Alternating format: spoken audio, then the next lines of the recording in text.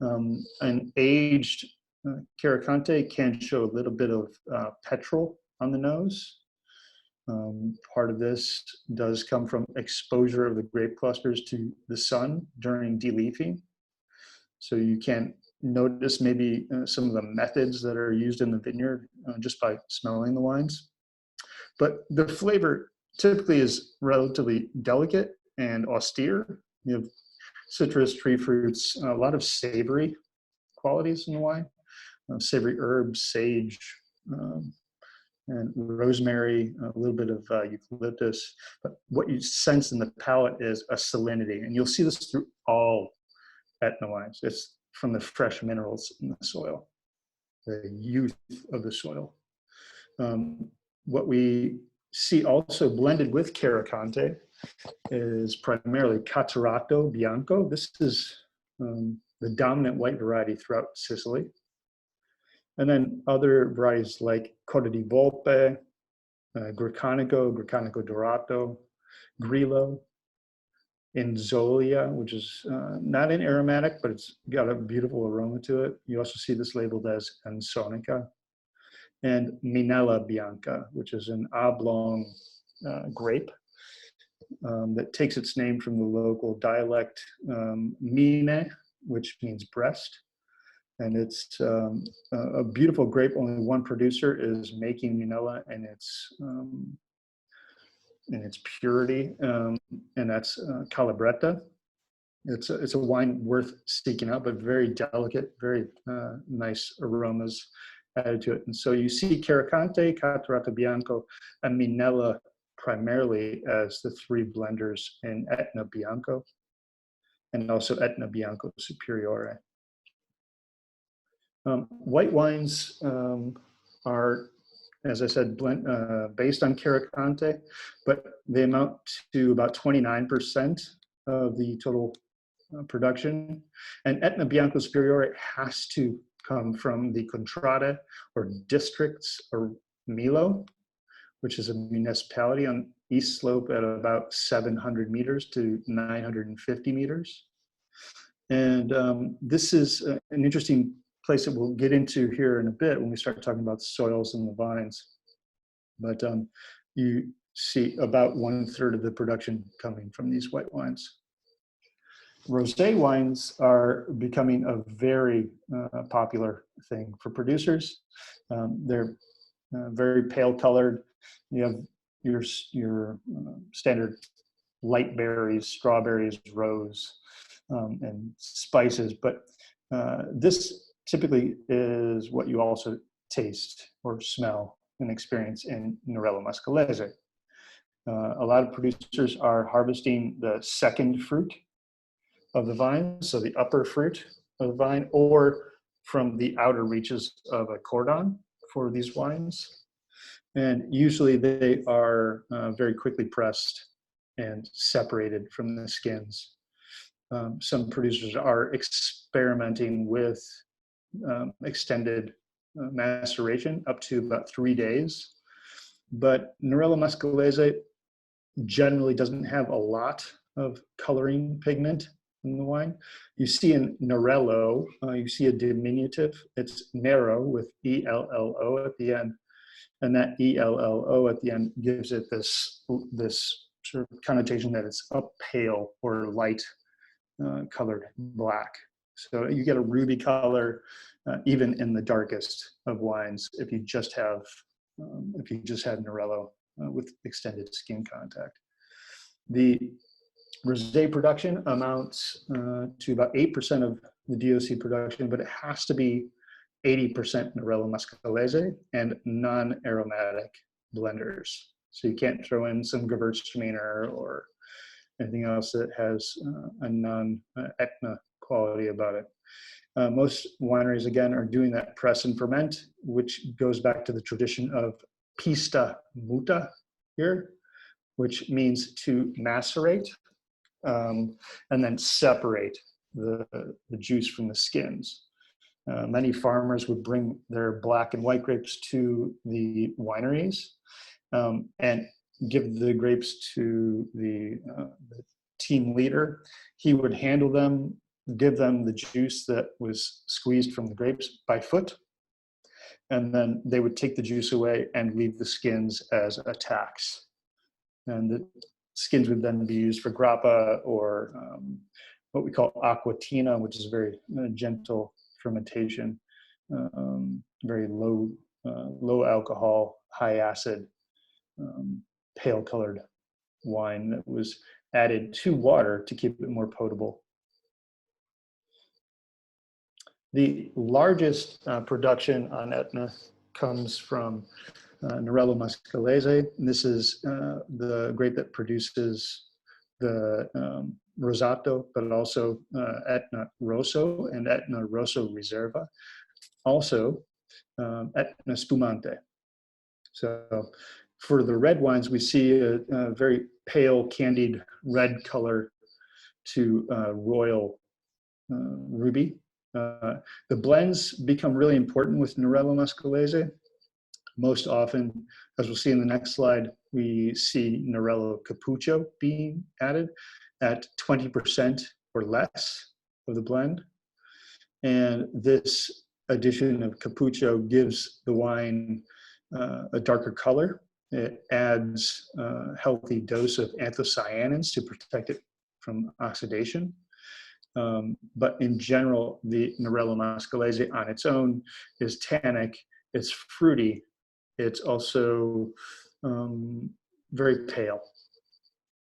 The aromas, very much like any red wine, wild red berries and black cherry, but you have this spicy quality that comes from the unique soils of the vineyard, the age of those minerals and the volcanics in that location. And with time, there is sort of a breakdown of an herbal quality that is actually written into the legislation as a quality in the wine that has to be there when they're being tasted and approved for the DOC labeling. The Nerello Cappuccio, you can see right off the bat, if I compare the two grapes, the Cappuccio is very plump. You can see the grapes are kind of squeezing up against each other, whereas the Nerello muscalese is a little bit more airy. The bunches are a little bit more open. But the Nerello Cappuccio has a real beautiful color to it, typically more in the direction of opaque, but it's not completely opaque. The aromas are more black cherry and plum with a healthy dose of baking spices. And the flavors mimic that, but on the palate, what you have is a very soft tannin, very silky tannins. If you have a chance to check out Benanti's Nerello Cappuccio, it's well worth looking out for. There's also Tenuta di Fessina. They're also producing a monovarietal bottling of Nerello Cappuccio. The name here comes from the white prunos dusting on the outside of the berries. There's also some rumors that the Capuchin monks brought this over from Spain. There's a little bit of confusion that Nerello Cappuccio could also be Carignan and or Sangiovese and or Ciliegelo, and it's on Etna we see the only true Nerello Cappuccio samples in all of Sicily. It amounts for 20% of the Etna Rosso blend or less. In older vineyards, you tend to see anywhere from 5 or maybe 10% or less in the blend. Other red varieties that are being grown include Alicante, which is Grenache, Cananao, and Garnacha, but Etna's version of that was brought here in the early 1800s by a French winemaker who was working with Admiral Horatio Nelson on his property on the northwest in Bronte. You also see Alianico, which has an affinity for volcanic soils, Cabernet Franc, and Sauvignon. The Minella Nera, which is the black version of the Minella Bianco that you see in a lot of the white wines, and also Pinot Nero. Giacomo Takis, who was an enologist, came to Etna in the late 80s and early 90s and checked out some experimental plots of Pinot Nero that were planted by some of the research institutes out of Menfi on the southwest part of the island. And he fell in love with it and said that the Pinots growing on Etna could very easily rival those growing in Burgundy. Well, it started some talk about Etna's comparison with Burgundy. So you may see that around quite a bit. I don't typically like hearing that very much. There's distinct differences for me in the savory qualities of Etna's varieties that I don't typically see in some Burgundies. But in general, this comparison is easy to use to discuss the separation of properties and also the variations in the soil. Red wine production amounts to 60% of the DOC. And again, Etna Rosso must be 80% Nerello Muscalese or 100%. So now you can see producers bottling Nerello Muscalese in purity for an Etna Rosso. So knowing what the producer is doing and also how they're making the wine is really crucial for Etna Rosso, and seeing what the flavors are in that. Etna Rosso Reserva has to be aged for 1 year in wood, at least 1 year in bottle, and 4 years in the winery before it's released. A lot of the wineries are using very large barrels, botti grande, which are about 1,000 liters or more. Typically Eastern Department French oak, so very tight grain, very slow growing wood to age these wines. Again, Nerello Muscalese doesn't have a lot of anthocyanins. It has the tannins, but doesn't have a lot of the anthocyanins. So having those tight grain barrels, tight grain wood, to protect it from oxygenation is really important. Also, the anthocyanins that come in from the Capuccio do assist it in that. Etna also produces classic method sparkling wines, also from Nerello Muscalese. You'll see in the bar that the wines can be a yellow to pale. Basically, this is because they're either vinified Bianco di Nero or Rosato. These are the two quality or two categories that are permitted in the Etna DOC, white or rosé, but from 60% Muscalese. The colors follow the spectrum of other sparkling wines that you have had. Lemon green to coral, obviously the blend is very important. A lot of the producers are sort of stretching the Muscalese to 100% in most cases. And you are starting to see some producers using Caricante and things like that to trial those wines. But in the Muscalese, you're seeing even as strange as it may be for a black grape, citrus and almond and strawberry, but you get the effects of autolysis in the wines as well. And it's quite a delicate wine, but it's incredibly savory as well. Against citrus, tree fruits, nuts on the palate.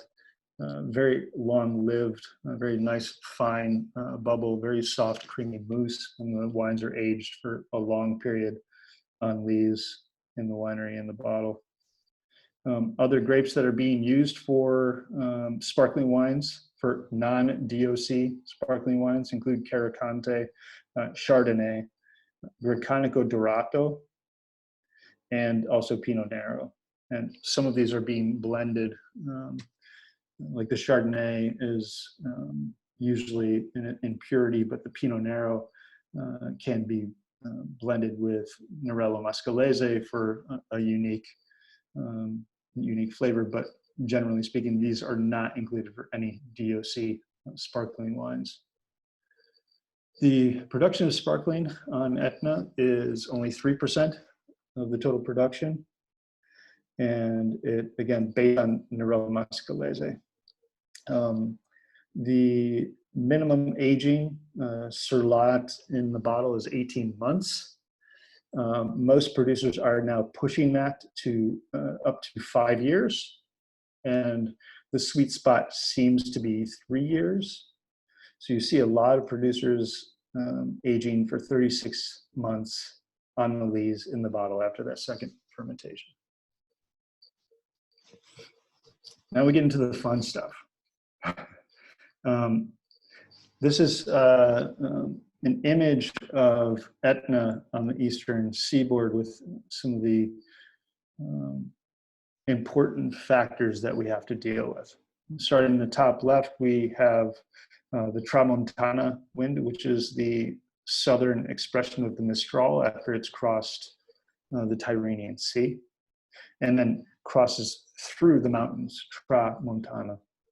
It picks up a lot of velocity and also it really cools it down. So the northern wind that comes across the northern slope is very cool and it's constant.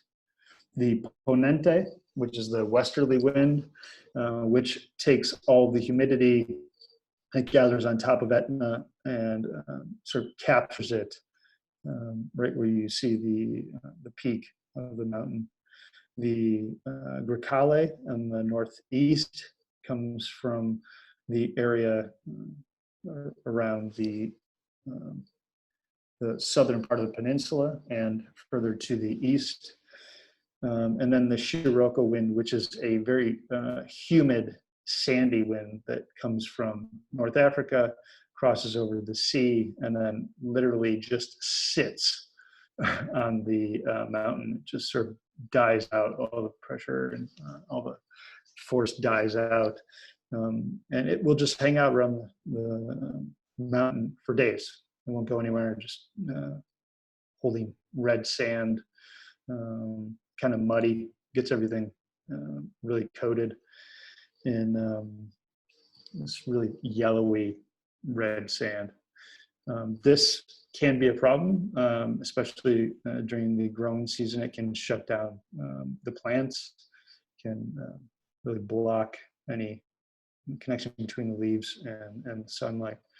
The eastern flank of the volcano, we see about 75 inches of rain per year. And so the volcanics on the eastern part of the volcano are typically softer and a little bit more weathered than they are on other parts of the volcano. We do see also changes in the sunlight. In the spring, the sun passes over the volcano, favoring the southern slope. And by summer, the sun has breached the top of the volcano, and the northern slope gets more direct sunlight rather than deflected sunlight that it gets in the shoulder seasons, spring and fall. The western part of the volcano also sees about 3 weeks more of sunlight. So this is an important factor for extended ripening for a lot of producers. And one of the reasons why many of the wineries are focusing on the western half of the volcano.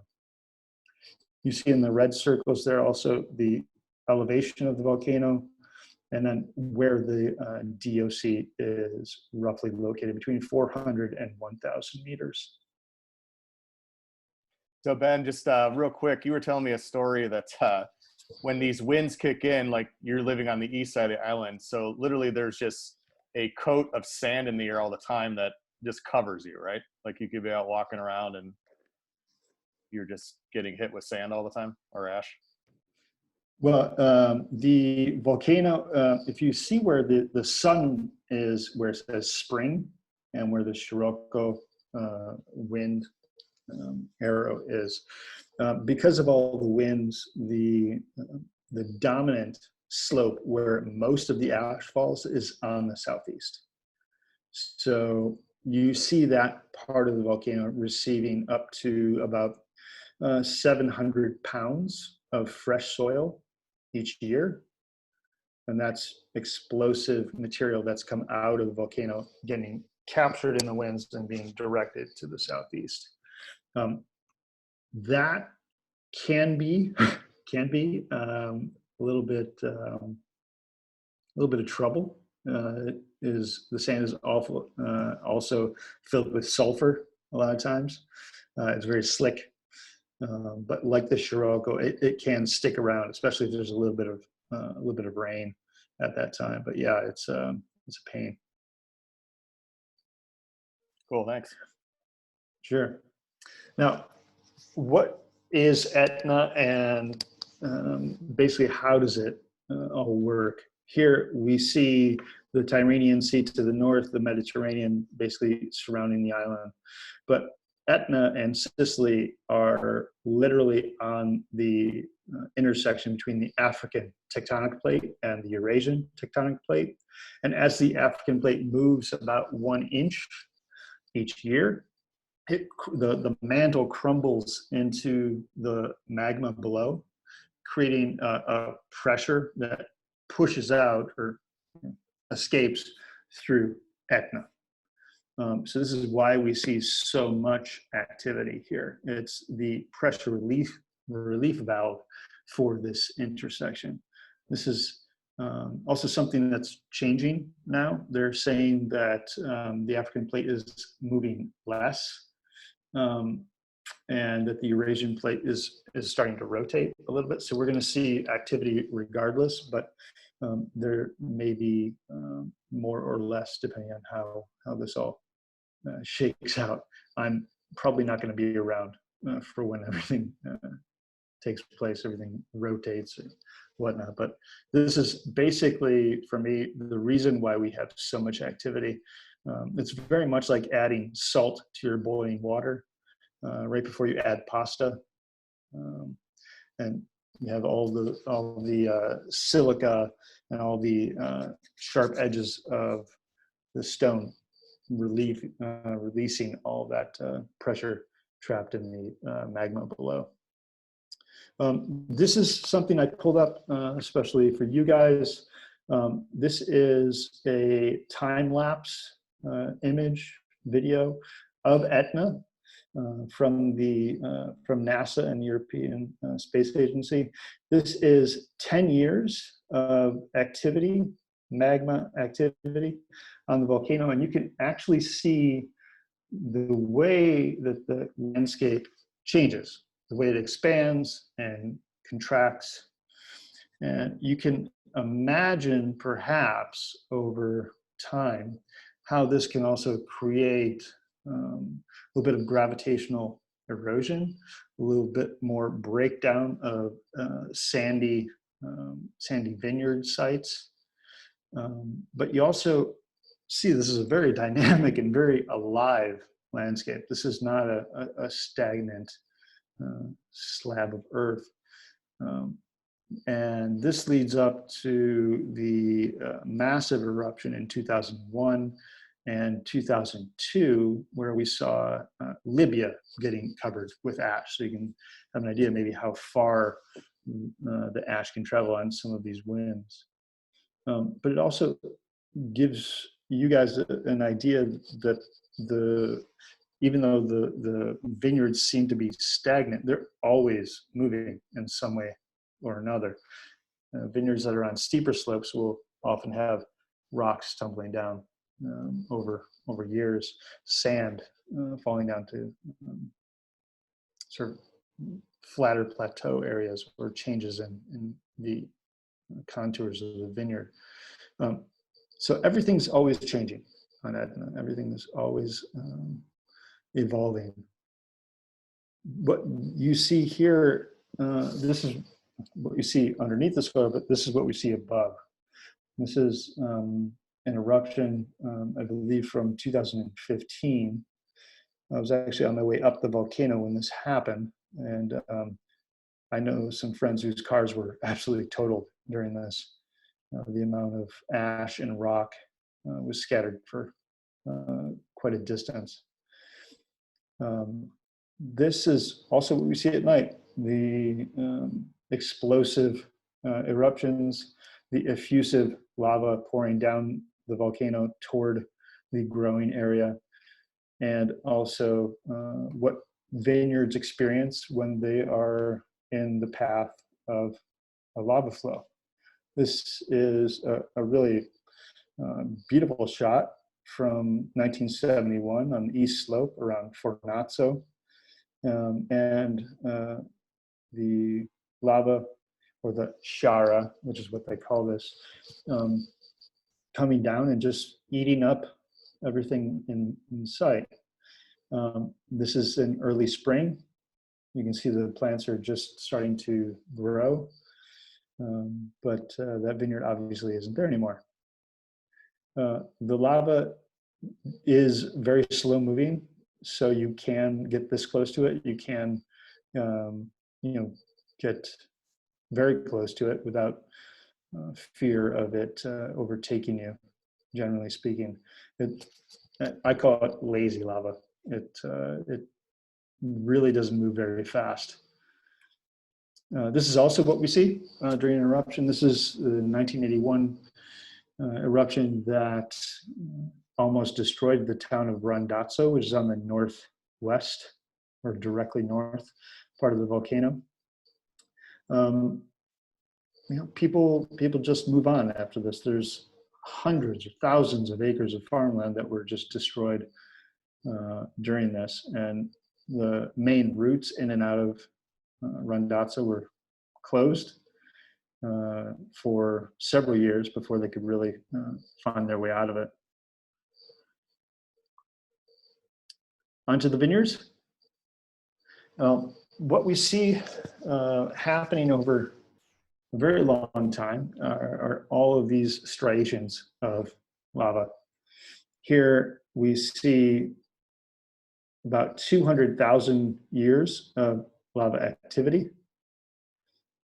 All the small microcraters, the small circles that you see, there's about 319 individual spots around the volcano where unique fissures have opened and created their own sort of what we call parasitic volcanic eruption site. There are vineyards that are growing up these today, and some of the most sought after estates are growing their vineyards on these slopes of microcraters. What I wanted to do is do a quick overlay here. You can see the soils and the shape of the Etna DOC on the right. This particular image, if we take a look at it and overlay it on the volcano, you get a little bit better picture of what Etna looks like and what the DOC looks like and how the lava flows cut through that. The semicircle, again, follows from about 400 meters on the low part to about 1,000 meters at the highest. And within this area, you have about 35 different unique volcanic soils. Some of them dating back about 60,000 years, and others as young as 700 years old.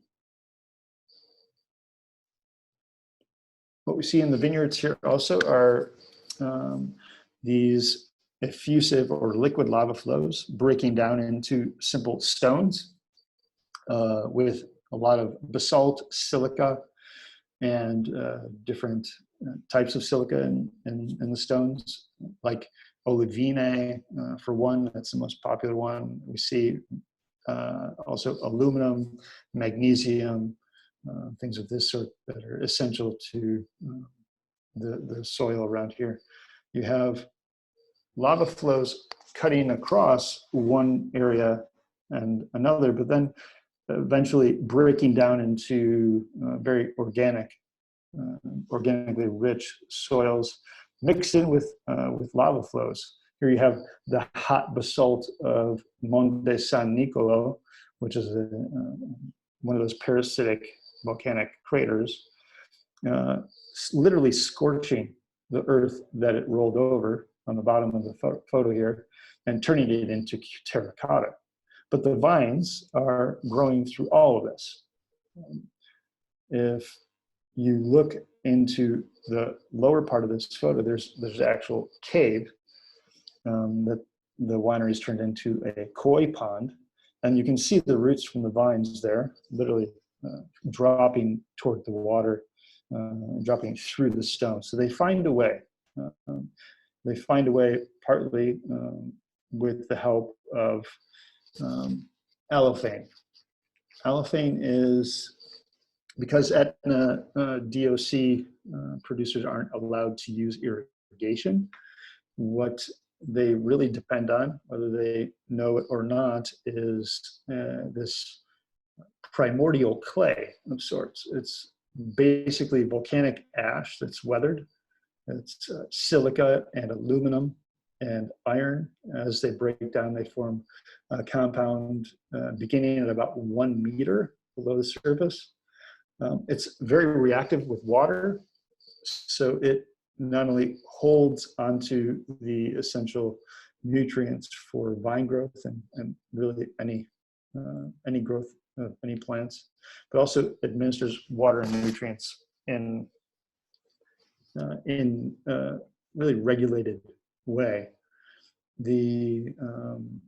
As the root tips dig down into the soil, the allophane releases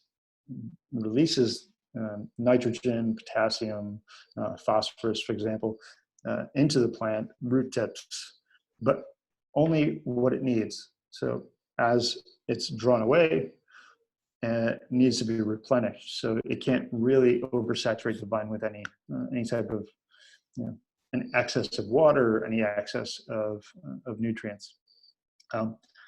As the plants grow, they continue to dive down into the soil. Here we see very old vines planted on Monte Rosso, which is another one of the parasitic volcanic craters. Here, even after 700 years, this soil is still so iron rich that it hasn't really broken down yet. And that's literally just rusted iron in the soil, and the plants are quite happy in that. Here we have a new planting in Milo. This is, again, where Etna Bianco Superiore is grown. This is a new Benanti vineyard in Contrada Rinazzo. The vines are being trained in Albarello. This is what they look like as very young babies. And you can see just how fine the sand is here. Now, one of the reasons why it's so fine is that you can see in this next photo, this is the same vineyard site, the volcanic crater above. You can maybe see the edges of what used to be an ancient caldera. We now call it the Valle del Bove, which means Cow Valley. But basically 8,000 years ago, that crater was a huge glacial lake. So an extinct volcanic crater, the Ellittico volcano, which gave Etna its breadth, exploded, blew its top off, and then closed in on itself and created a glacial lake. So any snow melt, any rain collected there, and then 8,000 years ago, that crater actually ruptured. There was a huge landslide. All of that water that was trapped in that lake spilled out, crashed into the sea, 40 kilometers out to sea, creating a massive tsunami that actually went all the way to Israel. But what we see in the vineyard here is decomposed volcanics from 9 different small volcanoes that built Etna. So very very fine sands overlaying stone here. And again, Milo, the only place where Etna Bianco Superiore can be grown. Hey, Ben, I'm just going to interrupt you real quick because Sure. we had someone bring it up, and thanks for bringing it up, Ellen. We're going to just go over it again because just so everybody understands, why don't we see a whole lot of activity on the west side of the volcano in terms of vineyards planted? The west slope of the vineyard, west slope of the DOC, or of the volcano, is not part of the DOC.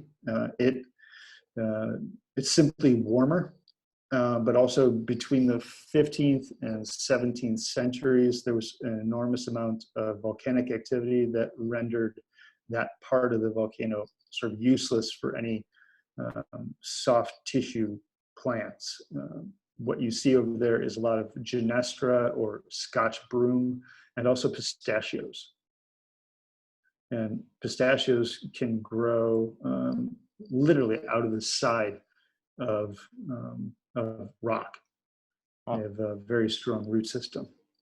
But also, if you imagine back in '65 when they were going through and tasting these wines to define what Etna was, the west slope really doesn't have the profile that the eastern and north slope does. Part of that is how the light hits that area, how warm that soil in that part of the mountain get. And so it just, any vineyards there just really weren't considered the same, considered as the same profile as the wines that were grown a little bit further east, even on the south slope, southwest slope, a little bit further east, and then the north. You have this effect of deflected light that's so important here. Cool, thank you. Sure, you're welcome. Here you see just the snow, the seasonality of Etna vines in the winter. Obviously, with a terrain that is sloped and sandy, terraces are terribly important.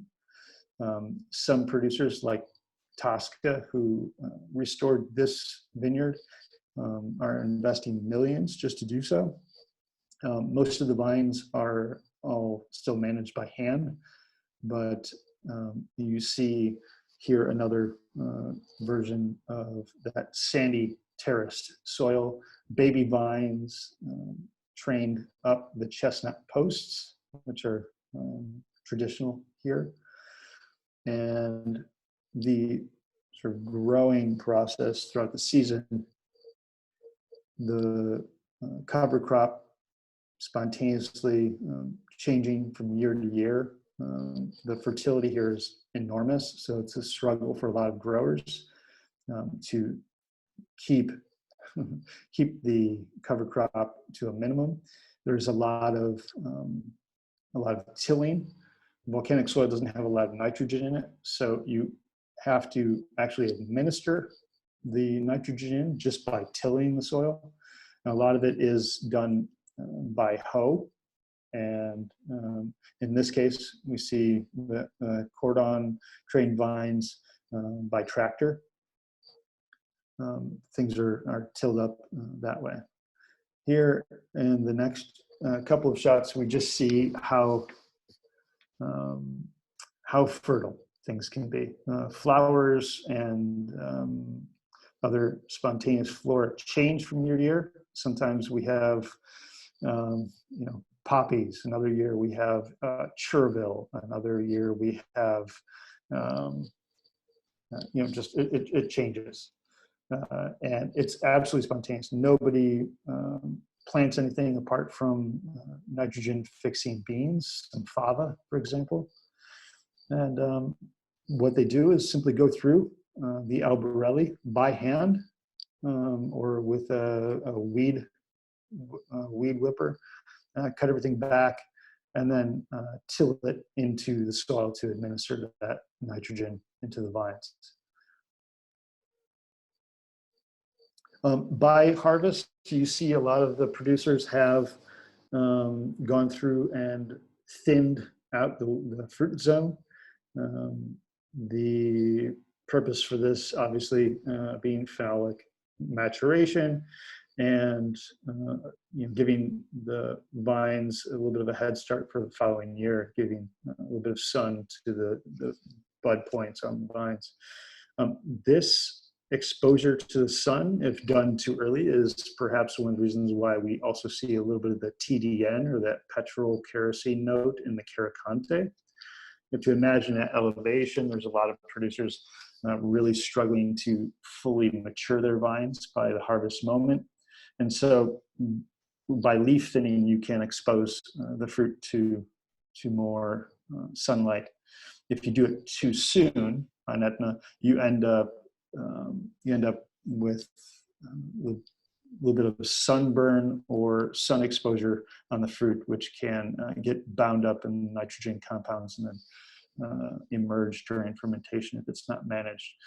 A lot of the producers are using stainless steel, and so this is crucial for minimizing reduction and things of that sort with white wines, and aging them on lees for, in some cases, up to 3 years can really sort of suffocate the wine. So managing the crop, managing the fruit after veraison, between veraison and harvest is crucial for Etna. Here are vines almost ready for harvest. These are old Albarelli, as we see in this picture here. You know what cordon is. Albarelli is basically the bush vine or head trained goblet, spur pruned vines that are typical on Etna. Here you have Albarelli that were converted in the 70s and 80s when there was a lot of urban or rural flight. And a lot of the quinconce arrangement of vines. If you can imagine the five side of the die, or a baseball diamond, that's or even the American flag, the blue and white stars. That's all basically how vineyards were organized on Etna. In the 70s and 80s, they came through and took out the middle rows to allow for tractors in the vineyards and to minimize farmers from leaving the area because working was too hard. Everything on Etna is harvested by hand. There are no producers, 0 producers that do any mechanical harvesting. In many cases, producers are hiring only women to do the harvest, as is tradition here on Etna. The men would work in the cellar and the women would work in the vineyards, partly because it's believed that women can be more delicate, pulling the fruit off the vines. Also, the crates you can see, she's carrying maybe a 10 or 12 kilo crate. So all the traditions are carried forward from small baskets that were carried on shoulders from the vineyard to the winery. Here is a Nerello muscalese vine that is coming to the moment of harvest. I put an arrow here up at this bunch because this is something that we're actually looking for in the vineyard. A little bit of lignification in the shoot, but then not so much lignification in the vine, maybe just a slight color change. So the seeds inside the berries are typically just brown, and in this way, the the berries are retaining a little bit of that herbaceous quality that's mandated by law in the DOC. So if you're tasting these wines, look for that little tomato vine note. Look for a little bit of that wild bramble note that comes from high elevation vineyards, cool climates, and this is one of the things, again, that we look for when we're harvesting fruit. Real quick, through the winemaking, the traditions here on Etna go back to the Roman period. You see the Plinian presses on the left, the Catonian press, and then the Plinian press in the center. You see the buried amphora, which people are still using. Producers are making wine in Quevri, for example, 2,000-liter buried amphora. They're also using clay pots, although this is not really a popular way of making wine anymore. Nerella muscalese in particular is very sensitive to oxygen. And so you really want to protect the esters, you want to protect the wine. So a lot of producers have moved to anaerobic fermentations and really sensitive techniques in the cellar. This is literally one of 2,000 palmenti on Etna. This is how wine was made from the Roman period until 1978. In open basalt vats. Fermentations took typically a couple days, and then the grapes were pressed using this lever system, 3-point lever system, that uses a screw and a counterweight to draw down the arm against what would have been a basket or a rope-wrapped tower of grapes. Very, very rudimentary, but again, it worked. As I mentioned before, the area was crucial to, during the phylloxera outbreak, producing hundreds of thousands of barrels, or what we see here, botticelli, from the vineyards. This is the town of Riposto on the eastern slope. This is where I live. You can see from the foreground the barrels lined up, and if you follow the cursor or follow the beach all the way over to the right, that entire beach is set with barrels. So production here was excruciatingly large, but you can imagine a lot of oxidation, a lot of overheated fermentations, very territorial flavors in the wines, and not very pretty compared to what we're used to today. This is the Trichometnia train that used to bring the wines down from the mountain to the sea, and it still runs today. If you like, you can come over and go all the way around the mountain from Riposto to the north, to the west, and then to the south, all the way to Catania. A lot of producers have moved from the large chestnut vats, the Botti Grande, chestnuts all over throughout the forest here in Etna. But they've moved to tonneau, which you see on the left, and then even on a minimal scale, some barrique, typically for more French varieties. In this case, the barrique are used for a Merlot, but generally speaking, Baroni di Villagrande, which is where this photo is taken, is the only producer on the mountain who is making an Etna Rosso or two Etna Rossos with chestnut. But this was the tradition.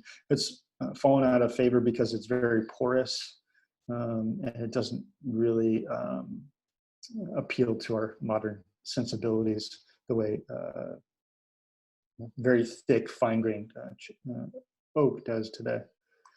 In the wineries, everybody's become very savvy.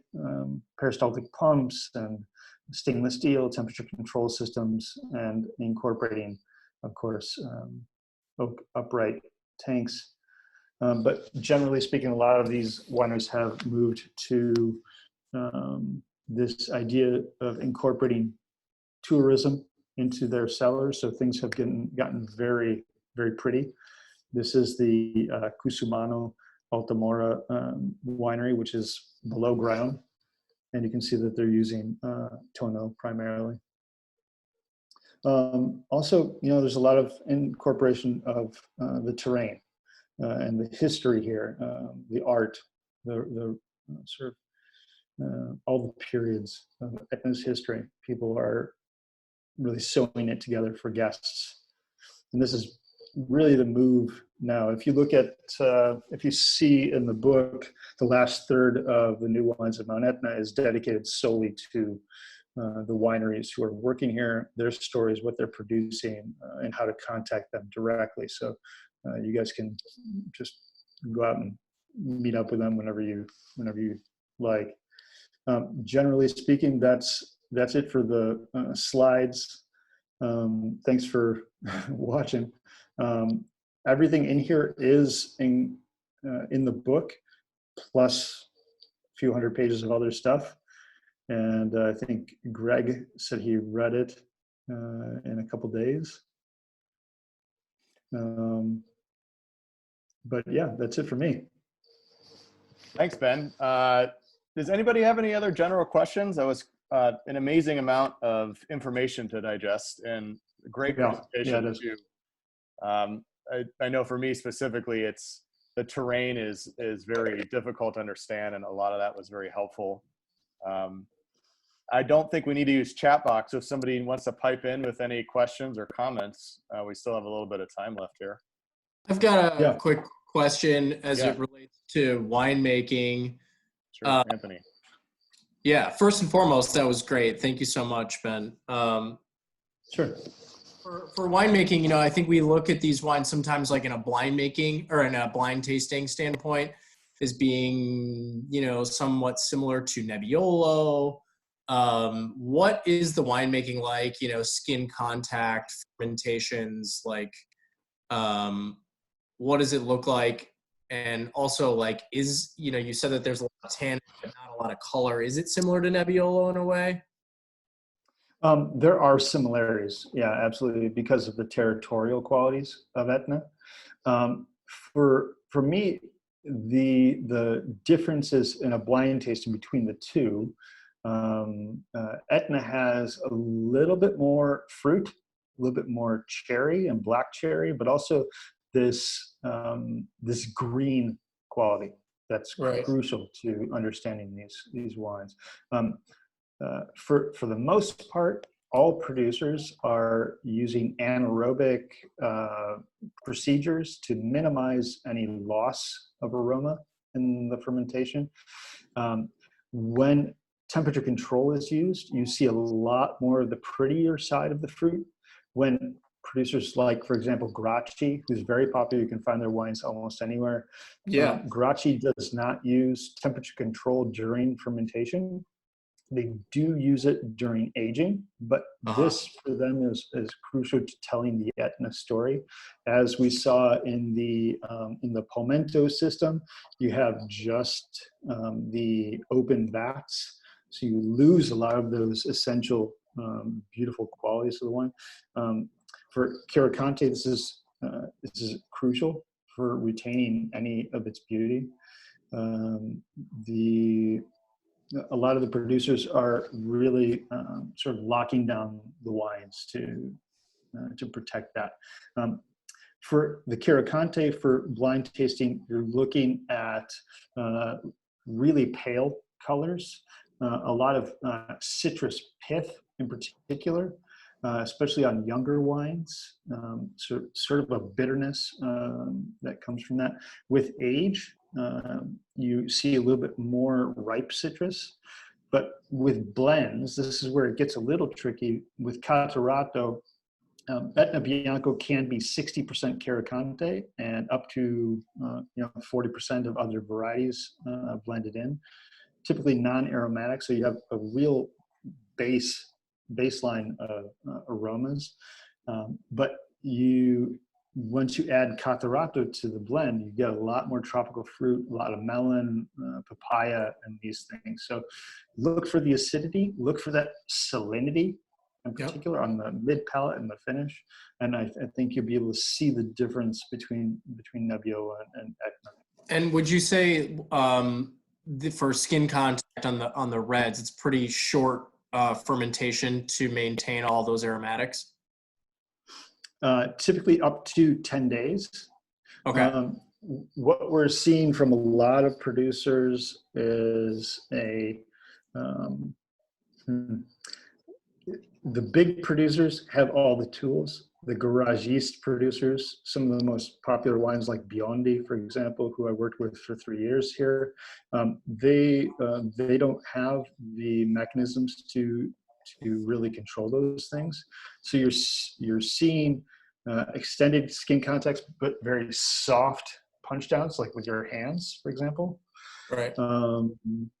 And very low tannins, because the skins on Norella musculata can be very thick. You don't really want to extract that or be very aggressive.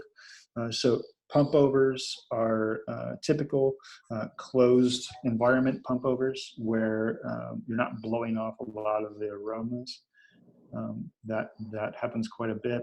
But generally, people are shifting toward cool fermentations, or as an expression of the winery, something a little bit more traditional with cement fermentations, which is becoming very, very popular now as a way of mimicking as a system did. Thanks. And hey, Ben, Sure. Ellen had a question too. You talked about harvest workers, and I believe I might have even asked you a few years ago about coming over to work a harvest. Are there producers that are open to having temporary harvest workers? How does that work with Italian wine law? Could someone come over and work a harvest in Sicily? Yeah, I think a lot of people are interested in that. I've taken a lot of resumes and passed them around to friends, and people come over and get stages a lot. It depends, I think, on who you're working with. Some people will require, work visas. A lot of them will just give you room and board. Mm-hmm. Maybe even, make you part of the family by the end of it. It's pretty tight knit community, and if you're able to make a connection, it's worth the effort. And if anybody has any questions, or you'd like to reach out to somebody, if you need an intermediary, I'm happy to help. And I think we have an overarching question here that's a very good one here about, is there any thought on Etna or outside of or Sicily in general, outside of Cerasuolo de Vittoria, is there any thought about DOCGs coming up for Etna at all? Very popular question right now. Yeah. There's a lot of chatter about this, and there's a couple sides to the responses. Some producers really like the idea of DOCG. It would improve and guarantee quality, obviously, lowering yields from about 3.5 tons per acre to maybe 2, which would be great.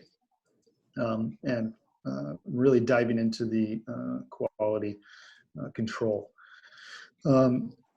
The problem with that is I honestly don't think Etna has a real grasp on what it does well quite yet. So there's a lot of producers still trying to define that. A DOCG could confuse that. Now, there's also producers that are growing grapes and producing wines in the DOC, or just literally across the street from the border of the DOC, like Andrea Franchetti, for example, who makes wine at Passobisciaro and Trinoro up in Tuscany. And he grows all of his grapes in the DOC, but he only bottles one DOC wine. Everything else is labeled IGT. So the quality is there to make DOC or even DOCG, but generally speaking, there's a bit of it's kind of a jump ball right now. The DOC president and the consigliere, or the board, are talking about this, and they are discussing this with the members. And the DOC members are, there's the groups that think it's a great idea, and then the other ones that think it's a terrible idea. In general, I think we're going to see paperwork filed probably in the next 5 years, and then the bureaucracy probably wouldn't see a DOCG until about 2030. Italian bureaucracy, yeah. That's great.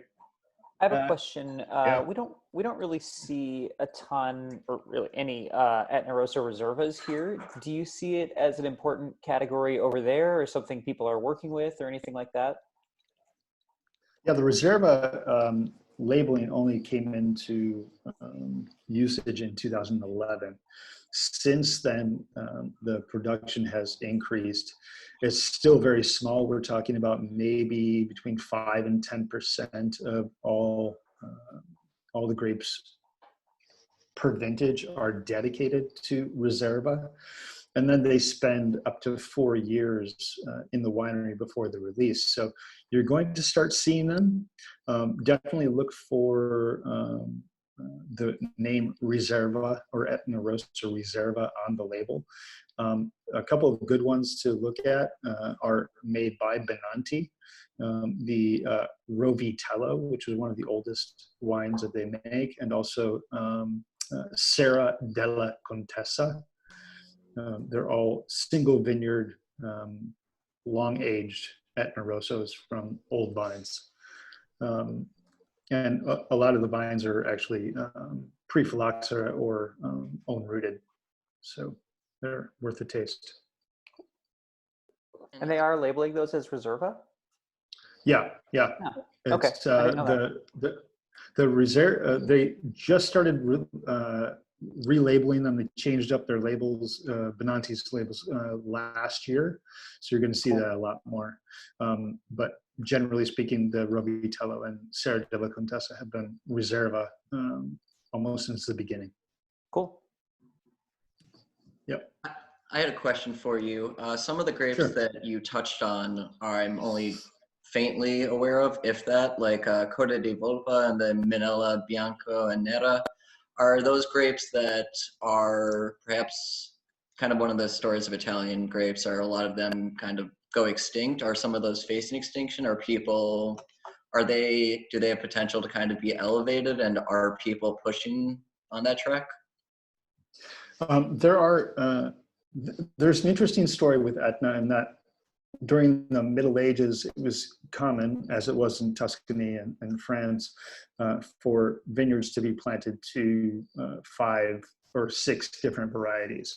So you end up seeing these fast fermentations in the Palmento, eating up all the esters of a single variety, eating up all the positives of a single variety. But if you can imagine adding 5 to the blend, you'll have a little bit more of a prettier composition. One maybe for acidity, another one for color, another one for aromatics. So a lot of these relic varieties are still just remnants from that period. The producers like, for example, Santa Maria La Nave. I don't know if you know them. They're very small production. I'm going back to the white wines here. They are producing Gricanico Dorato in purity. They had a 15-year selection process just to plant a single vineyard of Gricanico, which is a throwback to the Ducea of Bronte, the Admiral Horatio Nelson's property up in the Northwest. So you see investments like that. You also see a lot of people doing DNA on some of these older varieties. But for example, Minella Bianca is everywhere. They say it's planted every 10 vines, so workers can have a snack as they're working. So it's included in every white blend. Almost every white blend, I should say.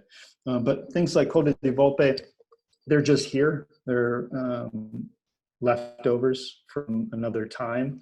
And the producers that like those varieties are replanting portions of their vineyard to give it that spicy quality or unique quality for their own wines. And that's another really cool thing about Etna, that a lot of these relic varieties are found in every vineyard, at least vineyards that are older and have not been planned and purchased from a nursery, for example.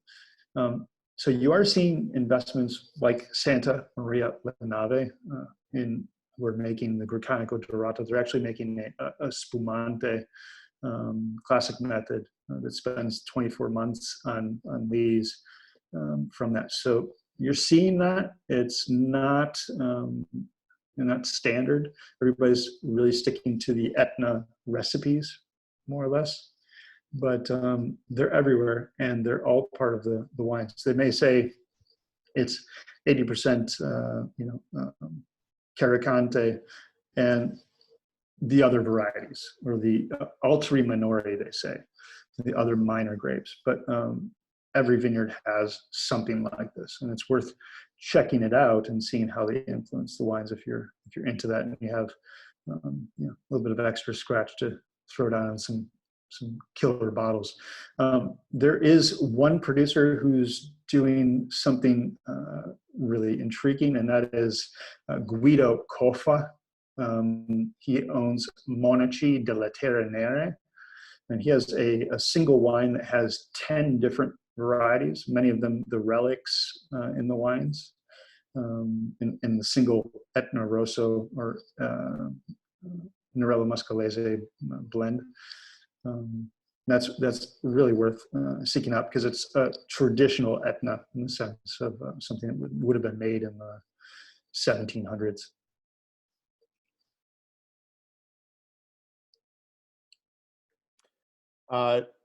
Ben, I was always curious, and you showed me a little bit last week when we were talking, but I think it might be helpful for some folks to know where things are. You put up your picture of kind of that topographical map. Can you show us maybe where some of the important producers like choose to plant, like Benanti, Corneliuson, Pascha like, and why that is, what kind of geological soils we're looking at here?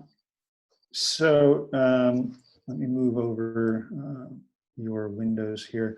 The volcano is really intriguing in that it's the diversity of soils and aspect and age of soil is it's everywhere. The south slope, wherever you see the purple soils, these are remnants left over from the Ellittico volcano, which gave Etna its breadth and the width of the slopes. So these are effusive lava flows that are 60,000 years old, give or take. And you see people like Feudo Cavaliere, Benanti, Tenuta di Fessina, Masseria Sette Porte on the south slope, and even Gaia. Gaia just bought down here around the purple swath around Biancavilla in the last few years. So it's an important place. You have a lot of southern exposure, a lot of warm temperatures, so really great potential for maturing your fruit. The eastern half of the volcano, especially the southeast here, where you see a lot of these little craters, you see a lot of producers growing their vineyards up the slopes, especially the southeast slopes of these craters. They have really unique qualities, different compounds of metal, different elevations, different ages. And so you see Benanti, you see Biondi, Terra Costantino, Santa Maria La Nave, Aiude, just scores of producers investing here in the southeast. And this is historically one of the most important areas on Etna, where you see during the phylloxera outbreak tons of merchants investing in this area and overplanting tons of different varieties, intermixing to satisfy blends that were required by their clients in other places. Here on the east coast or east slope around Milo, you see at the edge of the Valle del Bove, that massive crater, you see the area of Milo, which is this area here. You can see Milo here. And this is where a lot of the decomposed volcanics are scattered. This is also where you see Etna Bianco Superiore. So Caricante, 80% or more. Typically, a lot of the producers are making 100% Caricante in this area. And you have everyone scrambling to get property here or a small vineyard here just to say that they can produce Etna Bianco Superiore from this area. Now, Etna Bianco Superiore has a little bit more alcohol, a little bit more acidity, but it has also the potential for aging up to probably 20 years if you're making it right. So it's partly the acidity in the wine.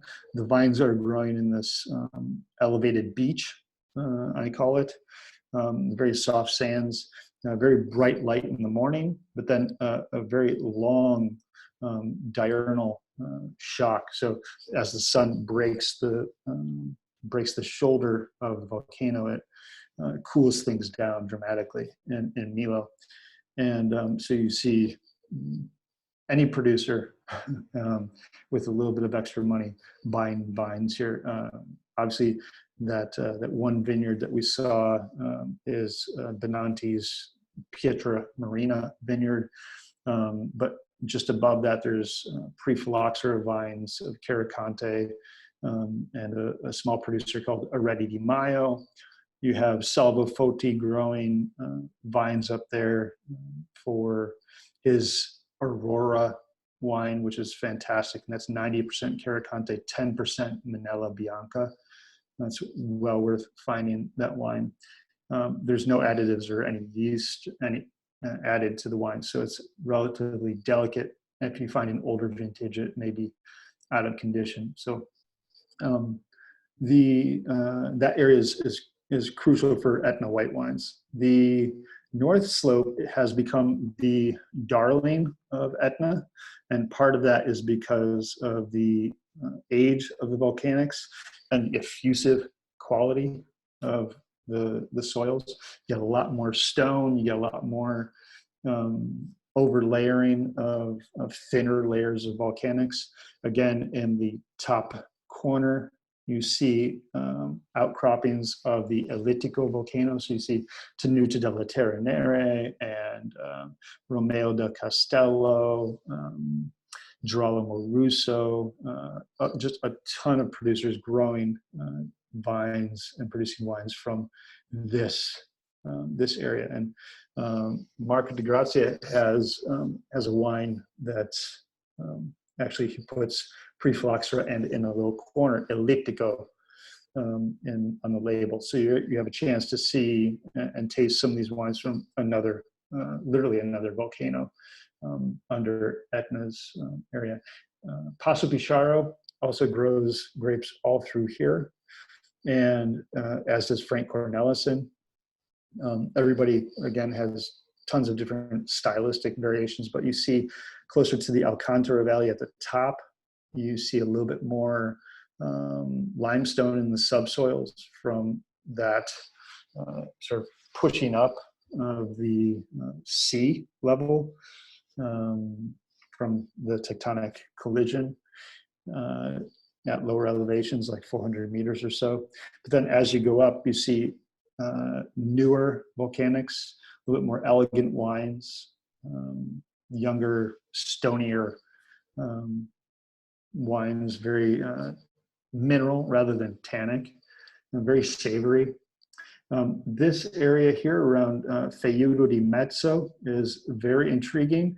You have 3 or 4 different volcanic lava flows, and you have about 20 different producers making wine from this little square right here.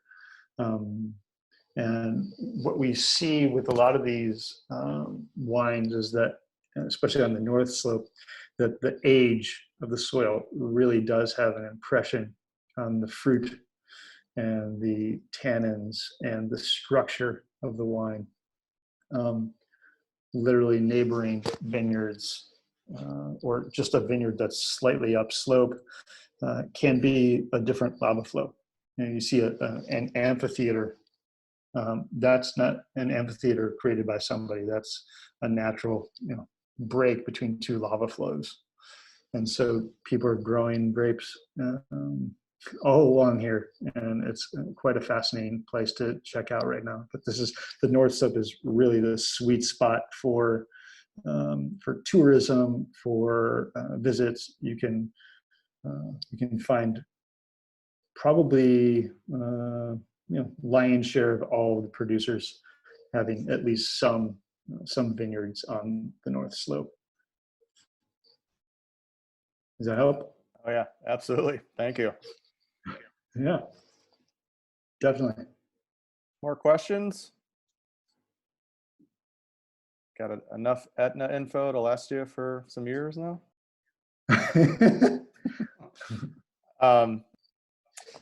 Yeah, Ben also runs a school down there called the Etna Wine School. So this is stuff that he does for people that are coming visiting. So it's very generous. He's donated his time here. So thank you again for sharing all this.